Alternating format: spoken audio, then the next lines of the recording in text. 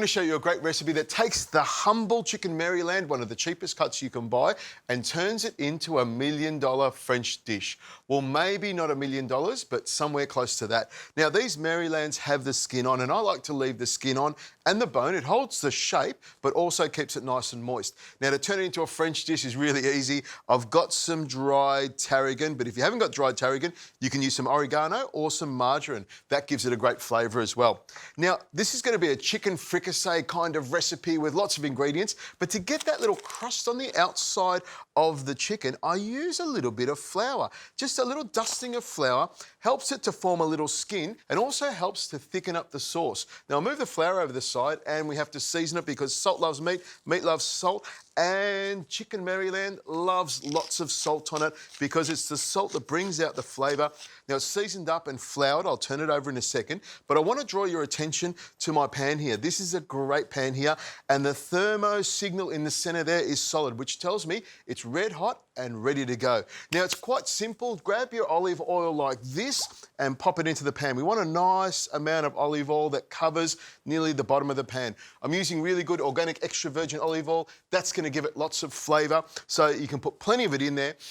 And it smells delicious. As that oil is heating up, I just grab the chicken Marylands like this and just dust them around the plate here. So you get both sides seasoned with the flour, the tarragon and the salt and pepper as well. Shake a bit off and then straight into the pan. You can see that starting to sizzle, and it's a good idea to start the pan off just a little bit lower so you don't burn the oil and you don't burn what you put into the pan. That way we're in full control. Pop this little chicken Maryland over there, and you're looking at 4 Maryland here, and I reckon you'd be able to fit maybe 5, maybe 6 in here at a pinch. Now, to give it some more flavour, I've got some other ingredients, some thyme. This is fresh thyme that I love using, and it's really easy to put together. Just grab your fingers and you peel off those little green leaves on the outside here.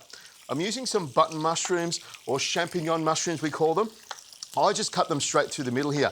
Mushrooms are beautiful, plenty of nutrition in there, and they're like little sponges that soak up all the flavour. I've got some shallots which have been cut in half, and of course it's not a French dish unless you've got garlic in there. We want to be able to get the flavour of the garlic and also have some big chunks in there as well so we can chew on. I reckon we're just about ready to turn these over, and I'll just grab this one here. Oh, look at that. That's exactly what I'm looking for. Now, I'm using this pan because it has such high sides, so I know I can load it up with lots of ingredients in here and it's not going to spill over the side. And it's holding a lot of heat as well. Now, the shallots, I just sprinkle around the outside here. In go the mushrooms, and then, of course, the thyme and the bay leaf goes over the top of it. I'll add a bit more pepper to it. You can tell I love my pepper. And just a little pinch of salt.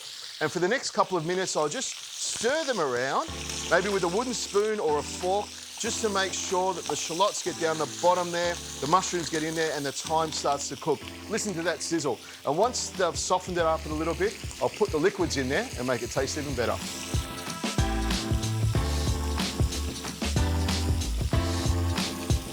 Now, we have to have some butter in here because it's not a French dish unless we have plenty of President butter in there. And the thing I love about this butter is it is delicious. Now, I only ever put a little bit of butter in my dishes as I cook them. So there's a little bit goes in there and a little bit on this side here, and then just a little bit more because butter makes everything taste delicious. Now, we need some wine in there, a good splush of white wine to colour it up. You can see that the chicken is loving that butter. It's just starting to soften up a little bit and the sound is sounding beautiful. Look at it starting to sizzle away.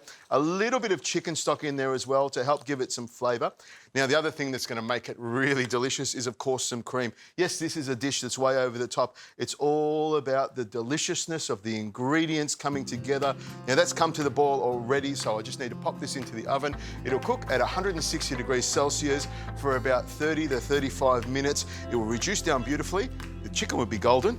This will be fantastic.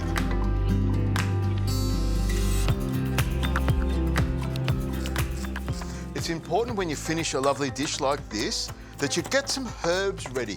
There's nothing more delicious. And it also helps to give it a really nice colour.